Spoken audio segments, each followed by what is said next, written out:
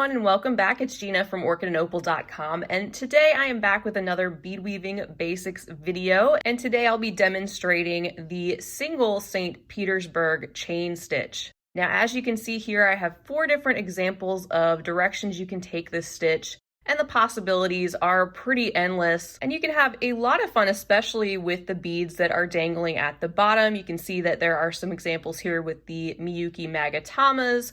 I also have the dragon scale beads and bugle beads to show you how you can switch up the look, and you can combine many different sizes together with this particular technique. In a separate video, I'll talk about the double version of the St. Petersburg stitch, but today I'll be demonstrating a simple chain, not a full finished piece, just so you can understand the basics of this stitch and adapt it to the beads that you may have.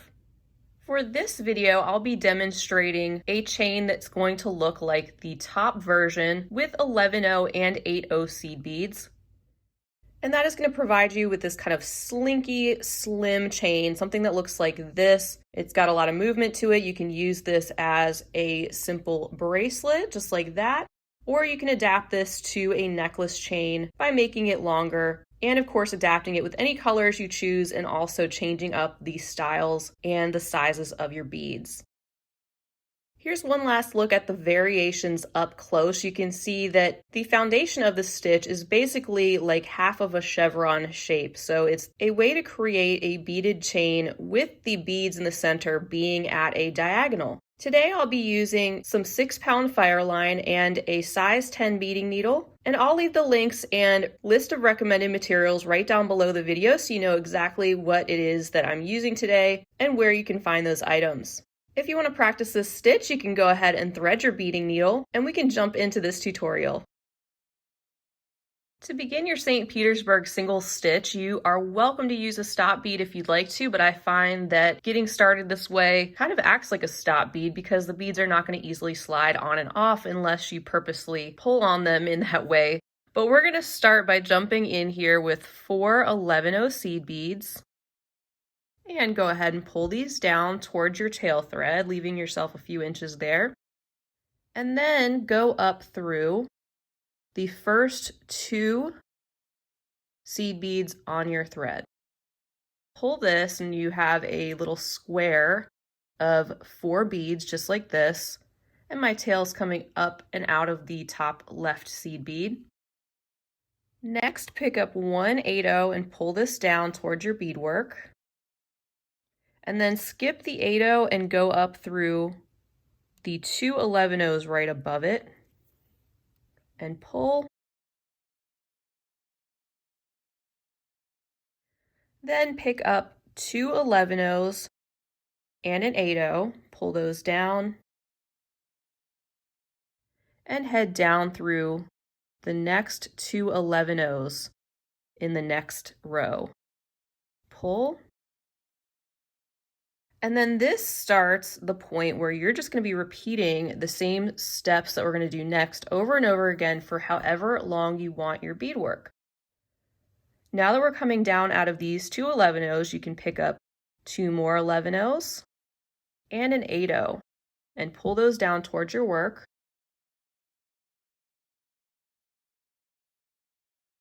And go through just the 2 11/0s that you just added.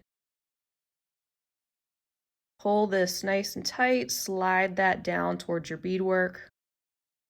And you can see you're coming out of this seed bead right here, and we want to set ourselves up for the next row. And to do that, we'll pick up 2 more 11/0s. I'm going to pull those down, and then go up through those same 2 11/0s again, but also go up through 1 more. Pull nice and tight once again. Every time you add more beads and do one of those steps, pull everything tightly together. So we've set ourselves up for our next row, and that is going to start with 1 8/0, and then we can go down through those 2 11/0s that we have sticking out on the right.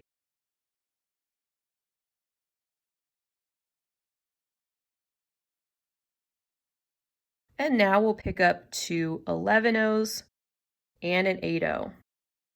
Pull those to our beadwork, skip the 8-0, go up through just the 2 11-0s that we just added, pull this all together,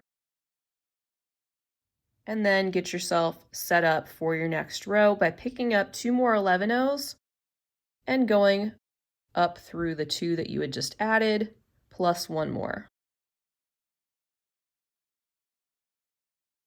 Pull nice and tight, and keep repeating. So once again, an 8-0, down through the 2 seed beads that are sticking out on the right,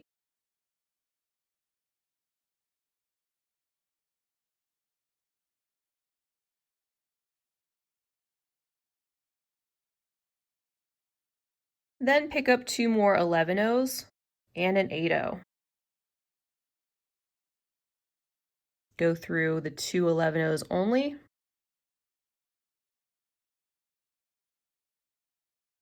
and then set up your next row. 2 11-0s and up through 3 11-0s.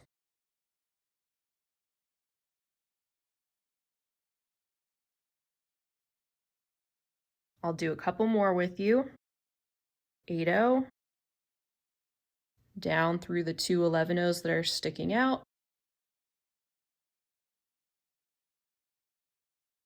pick up 2 seed beads in the 11s and 1 8-0, pull them down, simply go up through the 2 11-0s,